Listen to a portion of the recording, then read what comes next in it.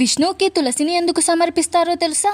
కాలనేమి అనే అసురరాజు లక్ష్మీదేవికి తపస్సు చేసి తనకి కూతురిగా జన్మించమని వరం కోరతాడు. అప్పుడు వృందాదేవి జన్మిస్తుంది. తాను ఒకసారి వినాయకుడిని చూసి ఇష్టపడి వివాహం చేసుకోమని అడుగగా వినాయకుడు తాను బ్రహ్మచారినని నిరాకరిస్తాడు. అప్పుడు కోపంతో వృందాదేవి నీవు ఇద్దరిని వివాహం చేసుకుంటావని శపిస్తుంది. అప్పుడు వినాయకుడు నీవు ఒక అసురుణ్ణి వివాహం చేసుకుంటావని శపిస్తాడు. అప్పుడు వృందాదేవి వినాయకుడిని క్షమాపణ కోరగా వినాయకుడు నీవు పూజింపబడతావు అని వరం ఇస్తాడు. వినాయకుని శాపం కారణంగా వృందాదేవి జలంధరుడు అనే అసురుణ్ణి వివాహం చేసుకుని మహాపతివ్రతగా ఉంటుంది. జలంధరుడు అన్ని లోకాలని సొంతం చేసుకోవాలని ప్రయత్నిస్తూ కైలాసానికి వెళ్లి శివునితో యుద్ధానికి దిగుతాడు. వృందాదేవి విష్ణువుని పూజిస్తూ ఉంటుంది. తన పాతివ్రత్యం కారణంగా జలంధరుడు ఎవరితో యుద్ధం చేసినా తనకే విజయం లభిస్తుంది. కాబట్టి వృందాదేవి యొక్క పాతివ్రత్యానికి భంగం కలిగించడానికి విష్ణువు జలంధరుని రూపంలో వృందాదేవి దగ్గరకు వెళ్లి తనతో పాటు పూజలో పాల్గొంటాడు. అప్పుడు శివుడు జలంధరుణ్ణి సంహరిస్తాడు. వృందాదేవి అతని పాదాలను తాకగానే శ్రీ మహావిష్ణువు అని పసిగట్టి